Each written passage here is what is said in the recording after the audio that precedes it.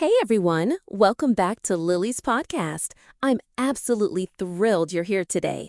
If this is your first time joining me, let me tell you what we're all about. Every single week, I bring you conversations, lessons, and real-life English speaking techniques that will transform the way you communicate. We believe that learning English shouldn't feel like a burden. It should feel like growth, confidence, and genuine connection with people around you. So if you're new here, make sure you hit that subscribe button and don't forget to check out our podcast playlist for even more amazing episodes. Let's dive into today's topic because what we're about to discuss will seriously change your English speaking game. Let me ask you something. Have you ever been sitting in a meeting, a conversation with friends, or maybe even an interview, and suddenly your mind goes completely blank? You know the word, you've studied it, you might have even used it yesterday. But right now, in this moment, it's like your brain has gone into hiding. That word you desperately need is somewhere in your mind, locked away behind a door you can't quite open. If that sounds familiar, you're not alone. In fact, this is the #1 challenge I hear from English learners all around the world. It's not that you don't know enough words. It's that when you need them most, they seem to disappear into thin air. The frustration is real. The embarrassment can feel overwhelming. But here's the good news. This is completely fixable, and by the end of this podcast, you're going to understand exactly why this happens and what you can do about it starting today. Think about this scenario. You're at a coffee shop. The barista asks you, "What can I get for you?" It's such a simple situation, right? But instead of confidently ordering, you panic. You know how to ask for coffee. You've done it 100 times. Yet somehow, in that split second, your vocabulary feels like it's been erased from your memory. You end up just pointing at the menu or saying something vague like, "I'll take that one." Sound familiar? This happens because of something really important that most English teachers never explain to their students. Your brain stores vocabulary in two completely different ways. Understanding this difference is the first step to never being stuck for words again. Your brain has what we call passive vocabulary and active vocabulary. Passive vocabulary is all the words you recognize and understand when you read or listen. These are the words that seem familiar. You've heard them before. You understand their meaning perfectly, but when it comes time to actually use them, they feel slippery. Active vocabulary, on the other hand, is the words you can actually produce. These are the words that come out of your mouth naturally when you speak or write. Most English learners have a massive passive vocabulary, but a relatively small active vocabulary.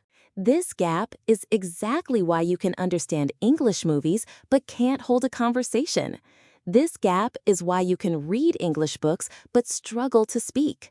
And the beautiful thing is, once you understand this gap, you can start closing it intentionally. Let me explain how to make that happen. When you say simple phrases like hello, good morning, or thank you, you don't even have to think about it, right? Those words just flow out naturally. You say them automatically because you've used them thousands of times in real situations. Your brain has created super strong neural pathways for those words. Every time you speak them, you're reinforcing those pathways, so the word becomes easier and easier to access. This is the magic of repetition combined with real usage. But here's where most English learners go wrong. They study new vocabulary in isolation. They memorize lists of words. They create flashcards and drill themselves. But they never actually use those words in conversation. So those words stay stuck in the passive part of your brain. They exist in memory, but they're not connected to your voice, your emotions, or your lived experience. Let me give you a practical example. Imagine you learned the word resilient last week. You know it means able to recover quickly or bouncing back from difficulty. You can recognize it when you see it in a book. But have you ever used it in a sentence? Have you ever said it out loud? Have you ever connected it to something in your own life? If not, that word is going to stay passive. But what if you had said to yourself, I am resilient. When I make mistakes, I don't give up. I keep going. That one act of connecting the word to your own reality, your own voice, your own experience, moves it into your active vocabulary. This is such a powerful realization because it means you don't need to learn more words. You need to activate the words you already know. And that's exactly what we're going to focus on throughout this podcast. Here's another important part of the science. Your emotions play a massive role in memory. When you associate a word with an emotion or a real situation from your life, your brain treats that word as important. It prioritizes storing it and making it easily accessible. This is why traumatic memories are so vivid. This is why you remember exactly what you were doing when something important happened. Emotions create stronger memory traces. So if you want to remember a word, don't just learn its definition. Connect it to something that matters to you. Feel something about it. Use it in a sentence that relates to your life. If you learn the word ambitious and you think about your own ambitions, your dreams, what you want to achieve, that word becomes emotionally significant. And that emotional significance means your brain will keep that word readily available whenever you need it. Let me be really honest with you. Fear is probably the biggest reason you forget words when speaking. Not the lack of knowledge, not poor memory, but actual fear. Fear of making mistakes, fear of sounding stupid, fear of being judged or laughed at. When that fear activates, something really interesting happens in your brain. Your nervous system goes into what's called fight or flight mode. Your brain decides you're under threat, and it prioritizes survival over learning and speaking. It locks down. It gets defensive. It's literally impossible to access your vocabulary effectively when you're in that fear state. The good news is you can change this. You can rewire your brain to feel safe when speaking English. And once you feel safe, the words come back. Once you relax, your brain is free to search its database and find the words you need. Think about the last time you forgot a word while speaking English. What were you feeling in that moment? Were you nervous? Were you self-conscious? Were you worried about what the other person would think? I'm willing to bet fear was at the core of that experience. And this is something we don't talk about enough in language learning. We focus so much on grammar and vocabulary, but we ignore the emotional and psychological side of communication. Here's the truth. Native speakers forget words too. Advanced English speakers pause and say things like, "What's the word for that again?" They don't panic. They don't panic. They don't feel embarrassed. They just smile and find another way to say what they mean. That's the mindset we need to develop. We need to see forgetting as a completely normal part of communication, not as a sign that we're failing. So how do you reduce fear and speak with more confidence? First, you start small. You practice in low-pressure situations. You talk to yourself. You practice with people you trust. You build small wins. Each time you successfully say something in English without panicking, you're sending a message to your nervous system. This is safe. You can relax. Over time, these small wins accumulate. Your nervous system learns that speaking English isn't dangerous. And when your nervous system feels safe, your brain is free to access all those words you've been learning. You also need to give yourself permission to make mistakes. Actually, I'm going to go further. You need to celebrate mistakes because mistakes mean you're pushing yourself. Mistakes mean you're trying. Mistakes are proof of effort and engagement. So the next time you stumble over words or use the wrong tense or can't find the right word, take a breath and remind yourself, this is part of the process. This is exactly how we learn. Let me share one of the most powerful strategies for moving vocabulary from passive to active. It's called intentional repetition with real usage. This means you don't just repeat a word over and over mechanically. You use it in contexts that matter to you, over and over. You embed it into your daily life. Let me give you a concrete example. Suppose you want to master the word persistent. You could just say it 10 times. Persistent, persistent, persistent. But that's not going to stick. Instead, think of what persistent means. Think of a time you were persistent. Maybe you kept applying to jobs even though you faced rejection. Or you kept practicing English even though it was hard. Then say out loud, I am persistent. I don't give up easily. Even when things are difficult, I keep trying. Now you've used the word in a context that has emotional meaning. You've connected it to your voice. You've connected it to your lived experience. That's the kind of repetition that actually works. Another powerful approach is what I call daily word activation. Every single day, you pick 3 words that you want to make more active. These can be words you recently learned or words you understand but rarely use. Before you go to bed, say each word out loud.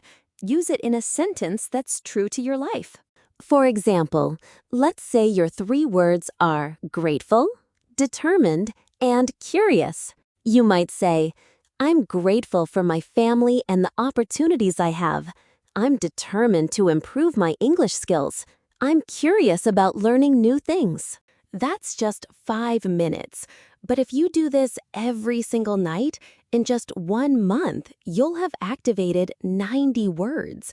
Imagine the difference that makes in your speaking confidence. Real usage is absolutely critical. This means you're not just using words in practice exercises or language apps. You're using them in your actual conversations, your actual writing, your actual thoughts. You're changing your phone language to English. You're writing journal entries in English.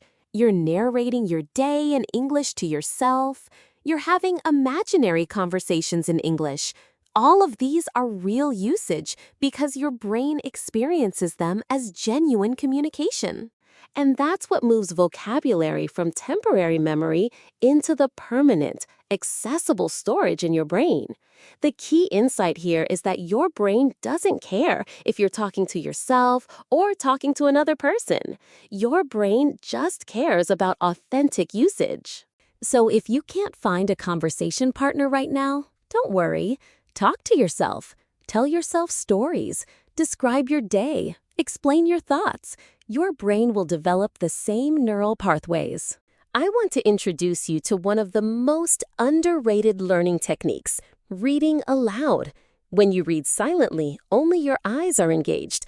But when you read aloud, something magical happens. Your brain, your mouth, your ears, and your eyes are all working together. You're creating a multi-sensory memory. You're not just seeing the words.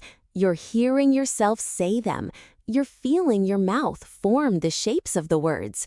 You're processing the sounds and rhythms of English. All of this combined creates much stronger memory traces than silent reading alone. So if you have a habit of reading English content, I want you to start reading some of it aloud.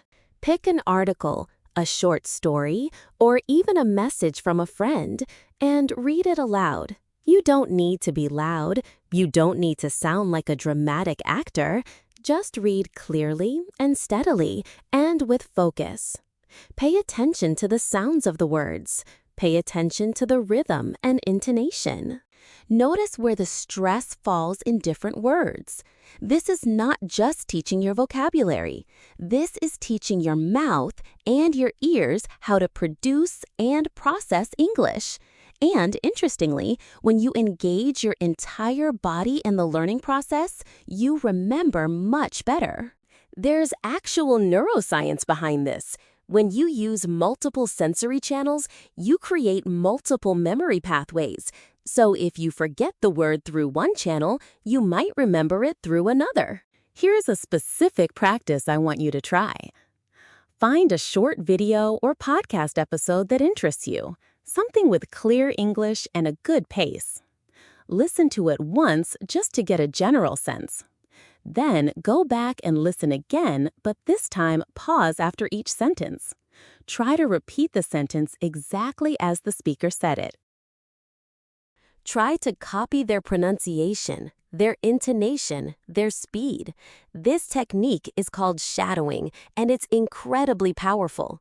You're training your mouth to produce English with native-like patterns. You're training your brain to process English at native speed, and you're training your memory to hold on to the words and structures. If you do this for even 10 minutes a day, you'll notice improvement within weeks. Human brains are wired for stories. We remember stories much better than isolated facts. Stories have emotion. Stories have movement. Stories have meaning. So one of the best ways to practice English speaking and activate vocabulary is through storytelling. You don't need to be a great writer or a compelling speaker. You just need to tell stories about your life. Your stories are valuable because they're authentically yours. They're connected to your emotions and your experiences, and that's what makes them stick in your memory and in the memory of the person listening. Let me show you how simple this can be. You could say something like, "Yesterday was interesting. I woke up early and went to the market. It was crowded, but I found everything I needed. I bought vegetables, fruit, and some tea. While I was shopping, I ran into an old friend. We hadn't seen each other in months. We decided to have coffee and catch up. She told me about her new job. I told her about my English learning journey. We laughed a lot and made plans to meet again soon." That's it. That's a complete story using everyday vocabulary. You used past tense. You used connecting words like and while. You painted a picture with your words. Your brain remembers this because you're using vocabulary in context. You're creating meaning. You're connecting the words to a real experience. And here's the amazing part. The more you tell stories, the more naturally you speak English. You start thinking in stories. You start processing your day in English. You start seeing your life as a series of narratives you can share. This changes everything about your relationship with the language. It's no longer a system of rules to learn. It's a tool to express yourself. It's a way to connect with others. It's a way to make sense of your experience. So I want you to start telling stories about your day. Tell them to yourself. Write them down. Share them with friends. Start small if you need to. Use simple sentences. Use basic vocabulary, but do it consistently. Because consistent storytelling is one of the fastest ways to move from awkward, hesitant English to smooth, confident English. Because consistent storytelling is one of the fastest ways to move from awkward, hesitant English to smooth, confident English. You're seeing the word in context. That's input. But retrieval is different. Retrieval is when you try to pull a word out of your memory without any help. You have to actively search your brain and find the word and produce it. This is the skill that matters most for speaking, and it's a skill that requires specific practice. The technique for building retrieval strength is called active recall. Here's how it works. After you learn a new word or phrase, don't immediately look at the definition again. Instead, try to remember what it means without looking. Try to use it in a sentence without looking. Try to think of an example without looking. This effort, this struggle to remember, is what builds strong memory. It's uncomfortable, but that discomfort is actually the signal that learning is happening. So I want you to embrace that discomfort. Welcome it. Because every time you successfully retrieve a word from memory, you're making it stronger. You're making it more accessible for next time. You're building the exact neural pathways that will help you when you're speaking in real conversations. Try this practice exercise right now.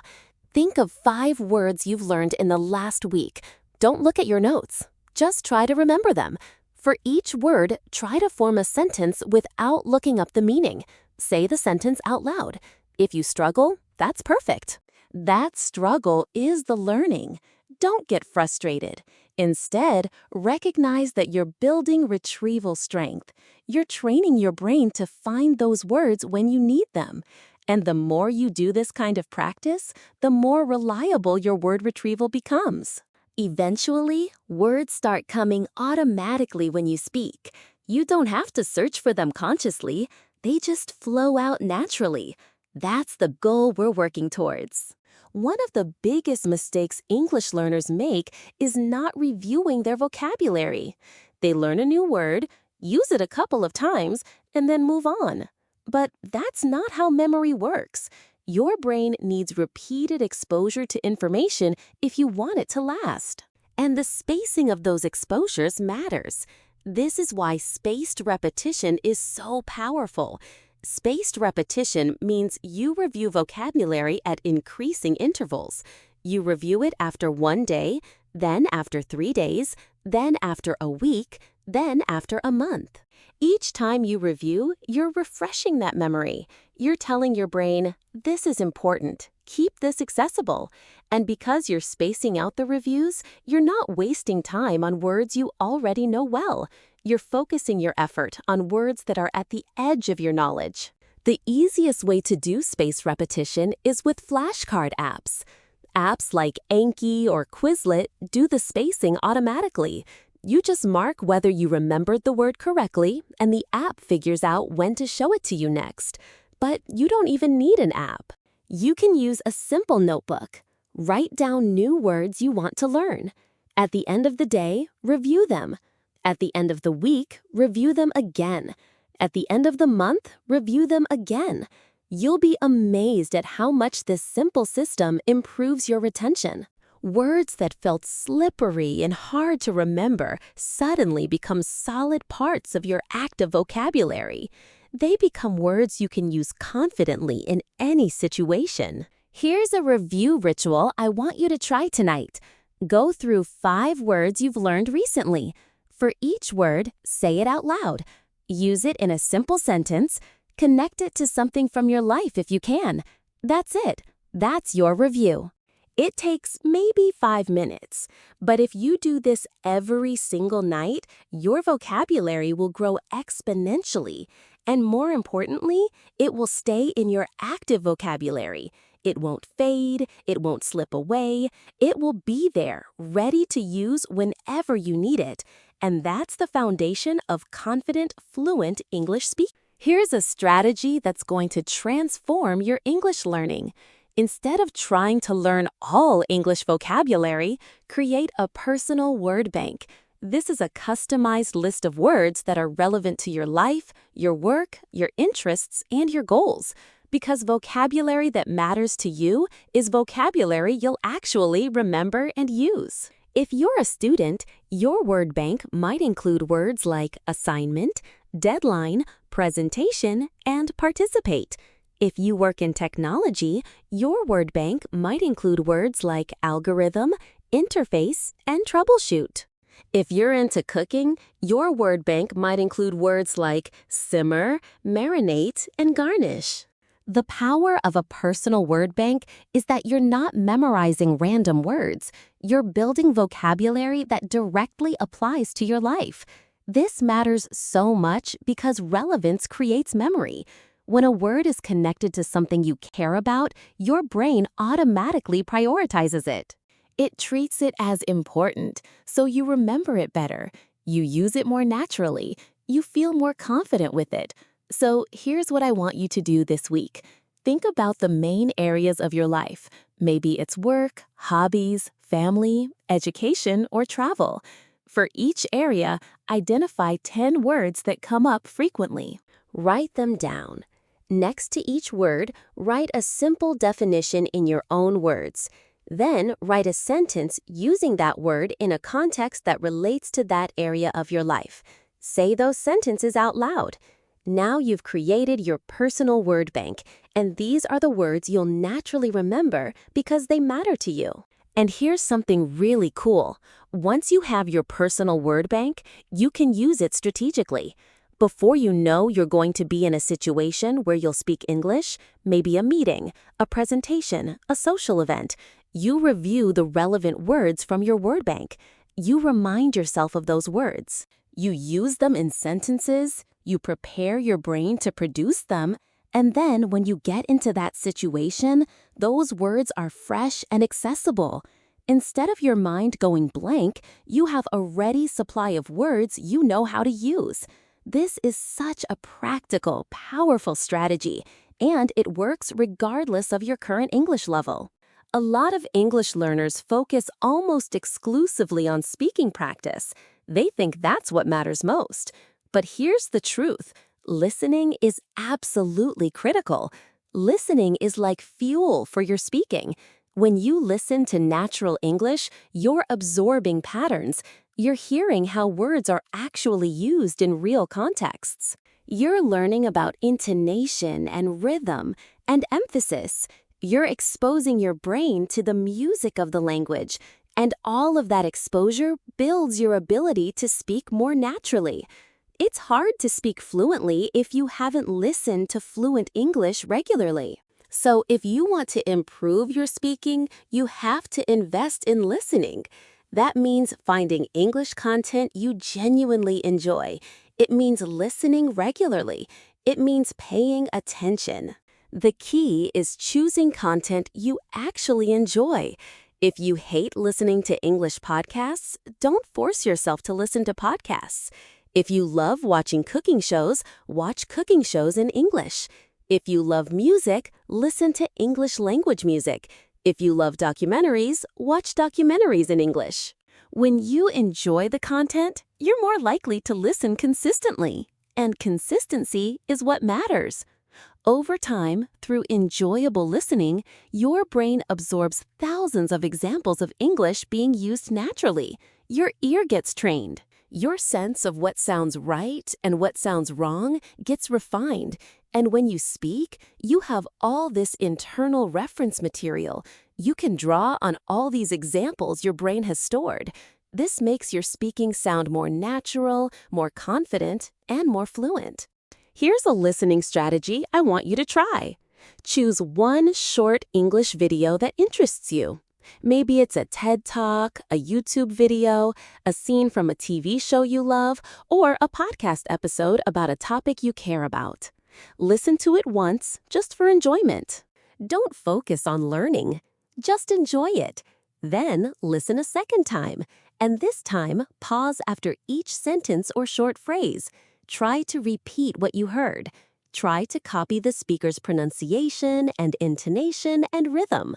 This is the shadowing technique I mentioned earlier, and it's incredibly powerful for training your speaking. You're training your mouth to produce English naturally. You're training your ear to notice details. You're reinforcing vocabulary in context. And you're doing it all with content you find genuinely interesting. That's a win-win. A lot of people think writing and speaking are completely separate skills, but actually, they're deeply connected.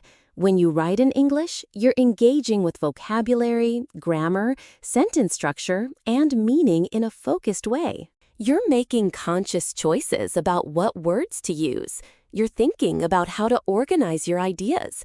And all of that thinking, all of that engagement strengthens your English. It makes you a better speaker. So I want to encourage you to write in English regularly. It doesn't need to be perfect. It doesn't need to be for anyone else's eyes. You can keep a private journal. You can write messages to yourself. You can write stories or poems or reflections. The important thing is using English to express yourself on paper. Here's why this matters for speaking specifically. When you write, you naturally use more complete sentences. You organize your thoughts more clearly. You think about the order of ideas. You think about how to connect one thought to another. All of that structure carries over into your speaking. The way you think in writing influences the way you speak. And you're also building confidence with English expression. You're seeing that you can express yourself in English. You can be creative, you can be clear, you can be interesting. That confidence translates directly to speaking confidence. So tonight, I want you to spend 15 minutes writing in English. Write about your day.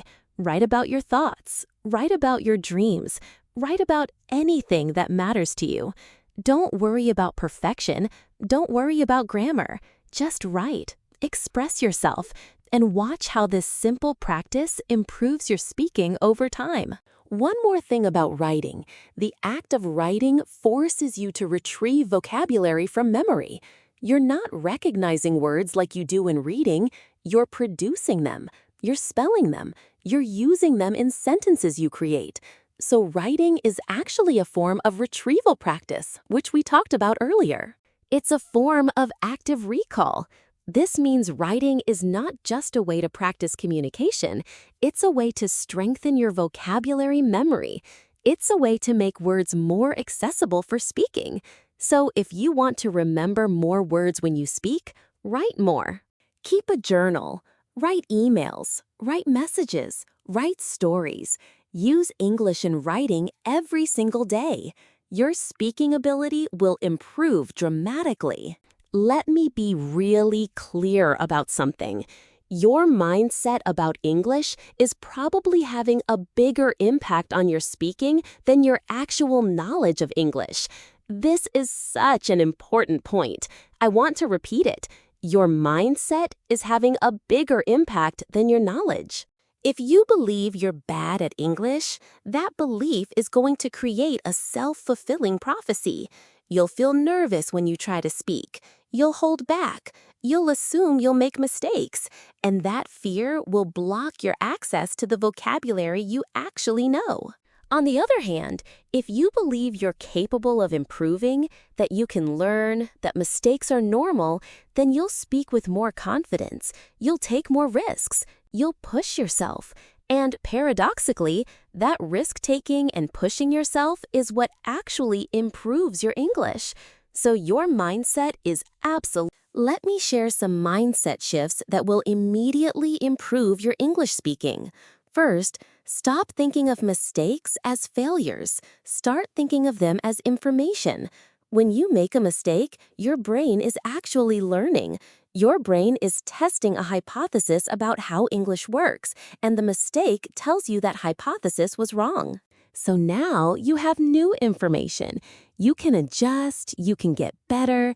Native speakers make mistakes all the time. They're not worried about it because they understand mistakes are part of learning. Adopt that same attitude. Second, stop comparing yourself to other English speakers. You don't know their background. Maybe they've been studying for 10 years. Maybe they've lived in an English-speaking country. Maybe they practice every single day. Your journey is your own. All that matters is that you're making progress compared to where you were before. Third, recognize that progress isn't always visible day to day. You might not feel like you're improving. You might feel stuck. But if you're putting in the effort, you're improving. Your brain is building new neural pathways. Your memory is getting stronger. Your ear is getting attuned to English. It's all happening, even if you can't see it. Trust the process. Keep showing up. And one day, you'll have a conversation and realize you didn't forget words. You just spoke. And that day will prove that all your effort was worth it. So adopt a growth mindset. Believe that your abilities can develop through effort and practice, because that belief, combined with actual practice, creates real results. And those results are going to transform your relationship with English. Let's get practical. I want to give you specific daily habits you can implement starting today. These are habits that will move vocabulary from passive to active. These are habits that will make you a more confident, fluent English speaker. The first habit is what I call word of the day activation. Every single day, choose one word you want to make active. Say it out loud 3 times. Use it in 3 different sentences. Think of one time you could use that word in your actual life. That's it. 1 word a day. But if you do this consistently, you're activating 365 words a year. Imagine the impact that has on your speaking ability. The second habit is morning English narration. When you wake up, spend just 2 minutes narrating your morning in English. I woke up at 7, I got out of bed, I drank water, I went to the bathroom, I took a shower, I put on my clothes. These are simple sentences with simple vocabulary, but you're producing English in the morning. Your brain is warming up with the language. You're activating vocabulary before your day even starts. This has a huge impact on your confidence throughout the day. The third habit is listening and shadowing. Choose one short English audio that you enjoy. This could be a podcast, a song, a video, anything. Listen and shadow for 10 minutes. Just repeat what you hear. Copy the pronunciation and intonation. This trains your speaking while reinforcing vocabulary and exposure to natural English. 10 minutes a day. That's 4 hours a month. Imagine your improvement after a year of this practice. The fourth habit is evening vocabulary review. Before you go to bed, take 5 minutes. Review the vocabulary you've been working on. Say words out loud, use them in sentences, connect them to your day. This helps your brain consolidate the information while you sleep. Sleep is actually when your brain processes and stores memories, so doing this review before sleep is incredibly efficient. You're literally training your brain while you sleep. The fifth habit is English journaling. Every evening, spend 5 to 10 minutes writing about your day in English. You don't need to be perfect. You don't need complete sentences if you don't want them. Just write your thoughts. Express yourself. Record your day. This habit gives you an outlet for creative English expression. It gives you retrieval practice. It builds confidence. And you have a record of your English journey that you can look back on and see how much you've improved. Here's the thing about these habits. They only take about 30 minutes total per day. 30 minutes spread throughout your day. Morning narration, word of the day, listening and shadowing, evening review, evening journaling. And these 30 minutes will have more impact on your English than hours of passive studying. Why? Because these habits are active. They require you to produce English. They require you to retrieve vocabulary from memory. They require repetition and review. These are the ingredients that actually work. So pick these 5 habits. Try them for 1 week. See how you feel. I think you'll be amazed at the difference they make. I want to address something that's been coming up throughout this podcast, and that's genuinely holding back a lot of English learners: the fear of making mistakes. This fear is so powerful that it actually prevents people from speaking. They stay silent because they're afraid they'll say something wrong. And in staying silent, they're actually making their English worse, because speaking, imperfect speaking, is how you learn. So I want to help you overcome this fear. First, I want you to understand where this fear comes from. Most of it comes from school. In school, mistakes are marked wrong. Mistakes are marked with red pen. Mistakes affect your grade. So we learn that mistakes are bad. We learn to avoid them. But that's not how natural language learning works. In the real world, mistakes are how everyone learns. A baby learns to walk by falling down. A baby learns to talk by making sounds and seeing what works. Everyone learns through trial and error. So you need to unlearn the idea that mistakes are bad. You need to learn that mistakes are essential. Here's what I want you to remember. People don't judge you nearly as much as you think they do. Most people are so focused on themselves that they barely notice if you make a mistake. And the people who do notice are usually understanding and kind. They remember that you're learning. They remember that learning is hard. They've probably struggled with a language themselves, so you're safer than you think. Your fear of judgment is usually much bigger than the reality. And once you realize that, it becomes easier to speak. You become less inhibited. And ironically, when you're less inhibited, you speak better. You access vocabulary more easily. You feel more confident. So please, give yourself permission to make mistakes. Tell yourself, I'm going to make mistakes today, and that's perfectly fine. That means I'm learning. One more thing I want to share. Native speakers have a really elegant way of handling mistakes. When they realize they've said something wrong, they smile, acknowledge it, and move on. They might say, actually, I misspoke. What I meant to say was... And then they correct themselves. They treat it like no big deal, because to them, it isn't a big deal. They know that language is dynamic. It's flexible. You can make adjustments and keep going. If you want to sound more like a native speaker and feel more confident, adopt that same attitude. When you make a mistake, smile and correct yourself.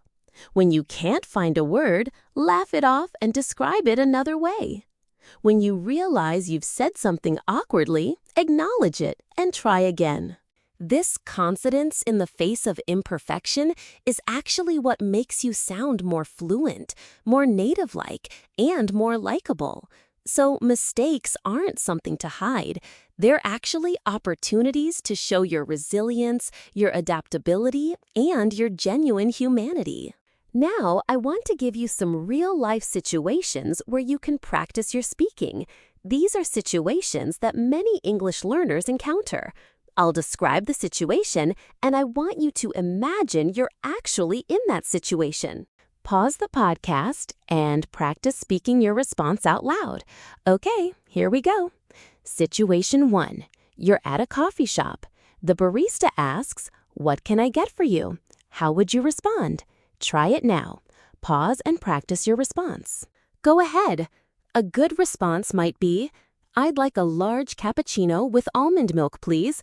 And can I also get a chocolate croissant?" It's simple. It's clear. It's perfectly natural English. If you struggled, that's okay. That's what practice is for. Situation 2.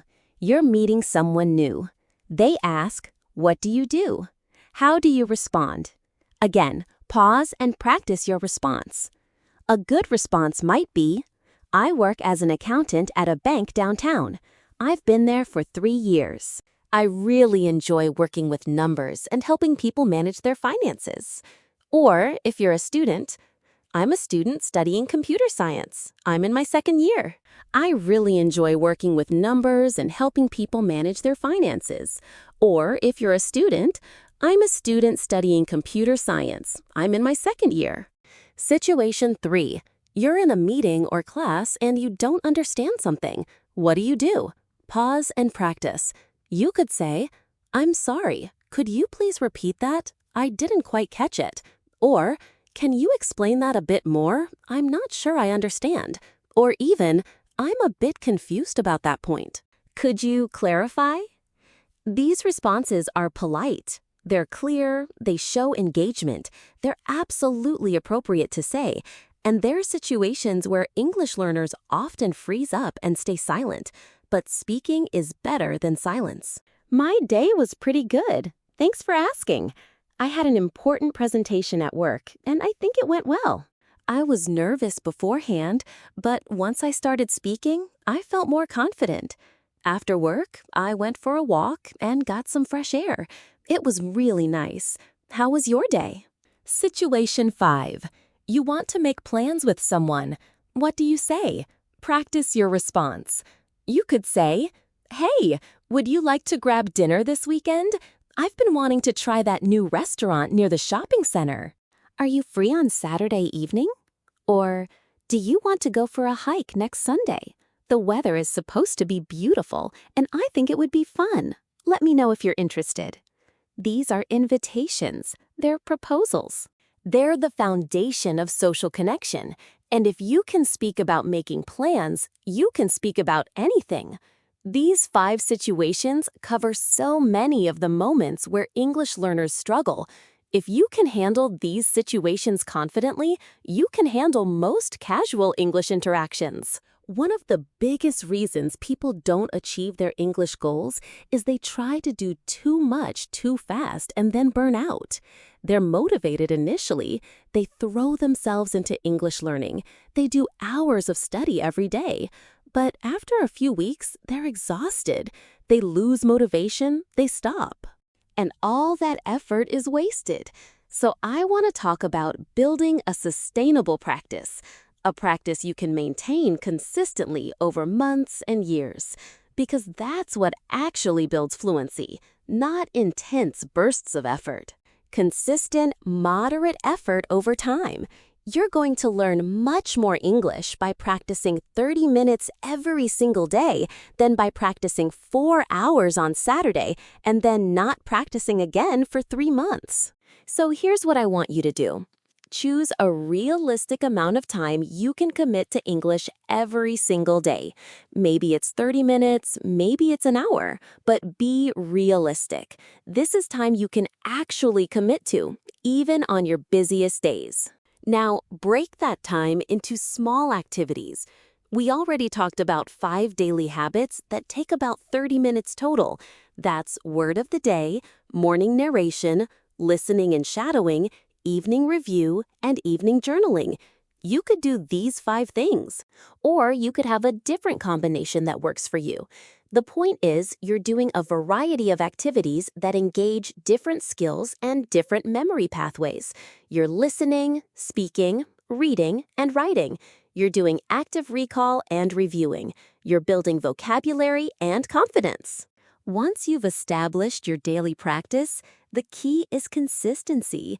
Do it every single day. Even if you're sick or tired or busy, do something. Even if you can only do 10 minutes instead of 30, do 10 minutes.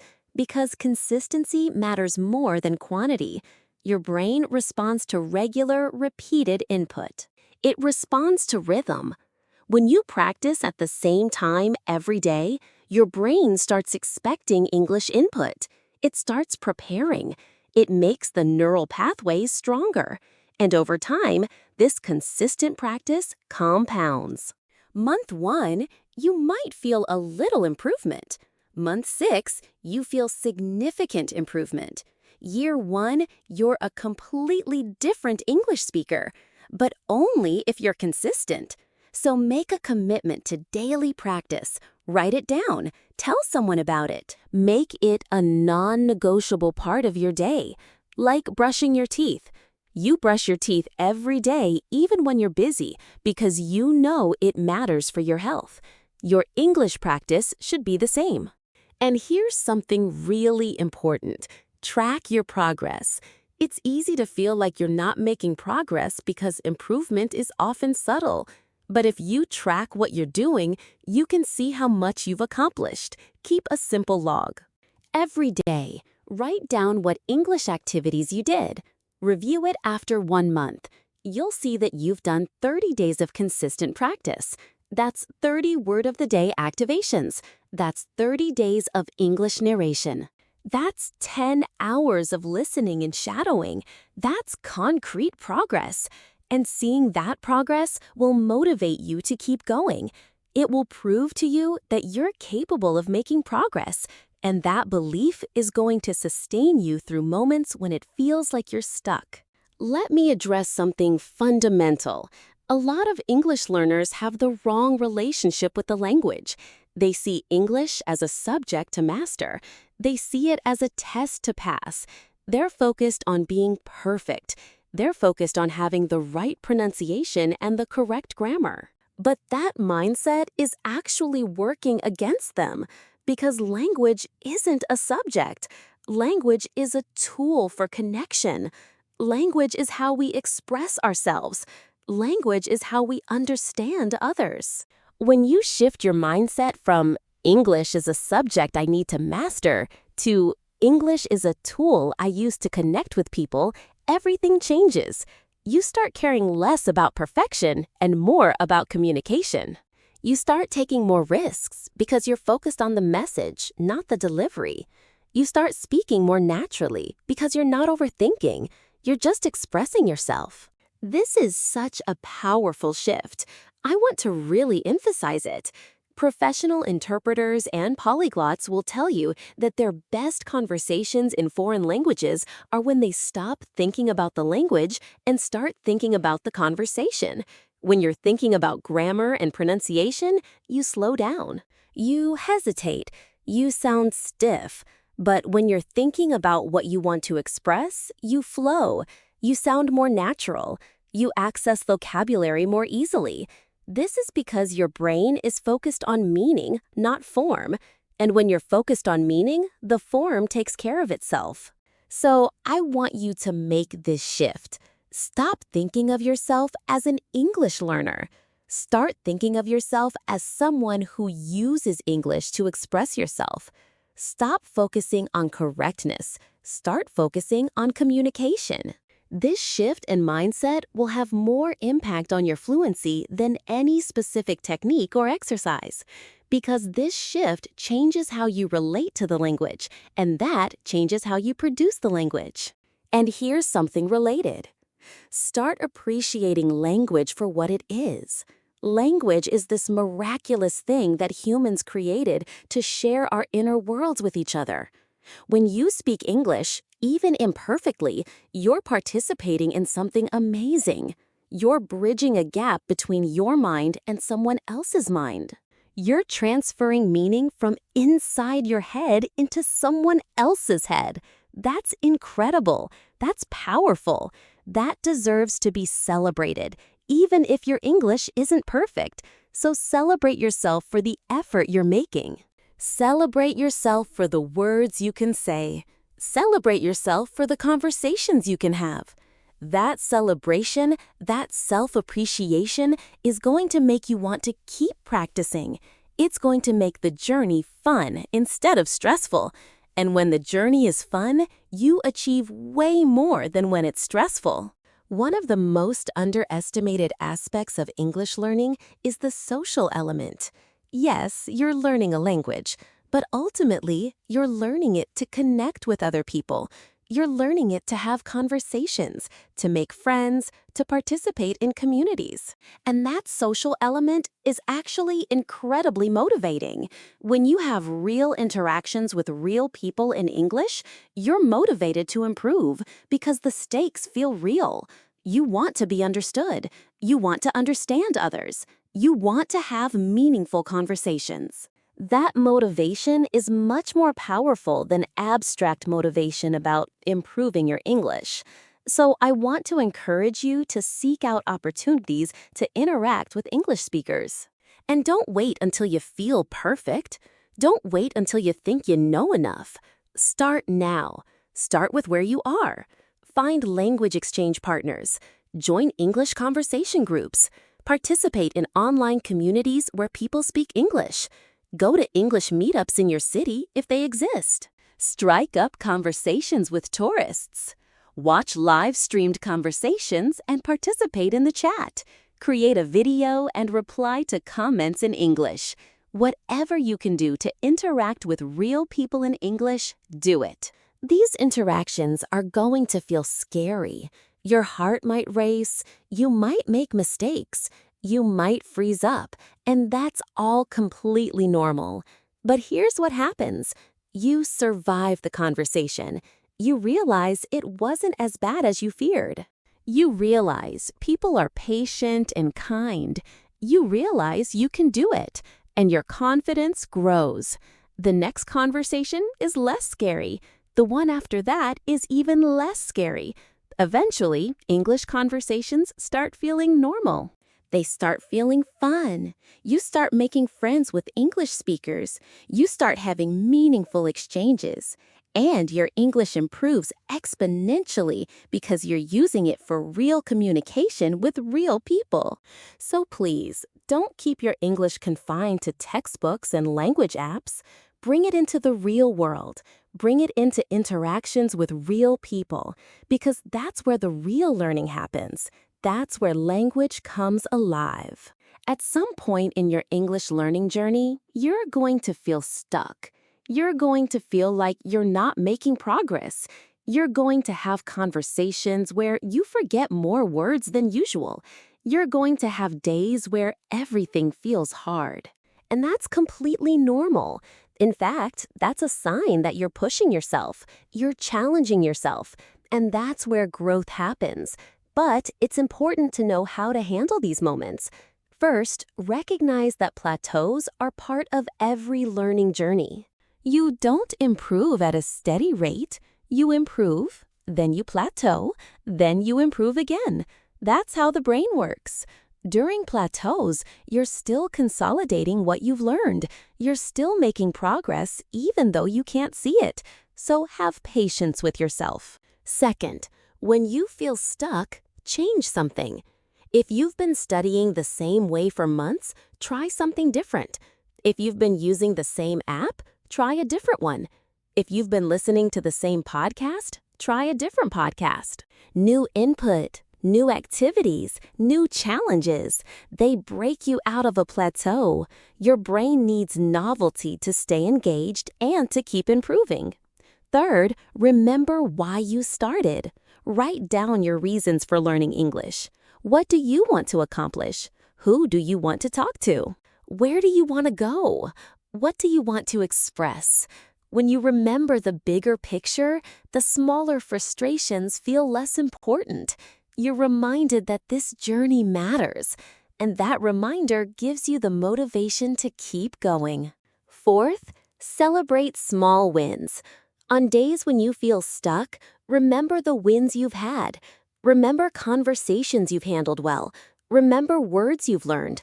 Remember improvements you've made. Sometimes we're so focused on how far we have to go that we forget how far we've come.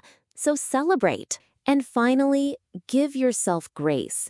You're not a machine. You're a human being learning a new language. You're going to have good days and bad days. You're going to have moments of clarity and moments of confusion. That's all part of being human. So be kind to yourself. Encourage yourself. Treat yourself like you treat a good friend who was struggling. You wouldn't tell them they're failing. You'd remind them how much effort they're putting in. You'd remind them that difficulties are temporary. You'd encourage them to keep going. Do that for yourself. Your inner dialogue matters so much. It affects your motivation, your confidence, and ultimately your progress. So be your own best cheerleader. Believe in yourself. And trust that if you keep showing up and putting in the effort, you will make progress. Now, I want to help you create a personalized action plan so you can start implementing everything we've discussed. This is the bridge between information and action. It's the difference between hearing good ideas and actually transforming your English. So let's do this step by step. First, assess your current situation. What is your current English level? Be honest with yourself. Can you have basic conversations? Can you handle advanced topics? Can you watch movies with subtitles? Knowing where you are is essential for knowing where to go. Second, identify your main goal. What do you want to achieve? Do you want to speak confidently in casual conversations? Do you want to handle professional presentations? Do you want to pass a language test? Do you want to make friends with English speakers? Get specific about your goal. It makes it more real and more achievable. Third, identify your biggest challenge. What's the main problem you face with English? Is it pronunciation? Is it vocabulary? Is it confidence? Is it understanding native speakers? Is it grammar? Identify your biggest single challenge and focus on that. Fourth, choose 3 to 5 daily habits from the ones we discussed. Don't try to do everything at once. Choose the habits that feel most doable and most relevant to your goal. Remember, consistency matters more than quantity, so choose habits you can actually maintain every single day. Fifth, decide on your schedule. When will you do these habits? Morning, afternoon, evening? How long will you spend? 30 minutes? An hour? Be realistic. Make it sustainable and make it specific.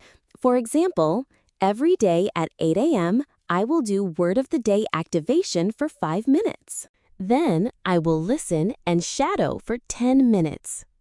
Specificity makes habits much more likely to stick. Sixth, identify how you'll track progress. Will you keep a log? Will you take before and after speaking samples? Will you test yourself monthly? Choose something concrete so you can see your progress. Seventh, find accountability. Tell someone about your goal. Find a study partner. Join a language learning group. Accountability makes you much more likely to follow through. And eighth, decide how you'll reward yourself. What will you do when you achieve your goals? What will you do to celebrate monthly progress? Rewards keep you motivated. So now, take some time and create your actual plan. Write it down. Make it real. And then start implementing it tomorrow. You don't need to be perfect. You just need to start. Start small. Start where you are. Start now. And watch yourself transform over the coming months. I want to paint a picture for you. Imagine yourself 6 months from now. You've been practicing consistently. You've built habits. You've had conversations with English speakers. You've listened to English content every single day. Where are you? What has changed? I'll tell you what happens. You have a conversation and realize you weren't thinking about English. You were just talking. The words just came. You didn't have to search for them. You didn't feel anxious. You just expressed yourself. And it felt natural. That's the goal. That's what we're working toward. A place where English isn't something you're learning.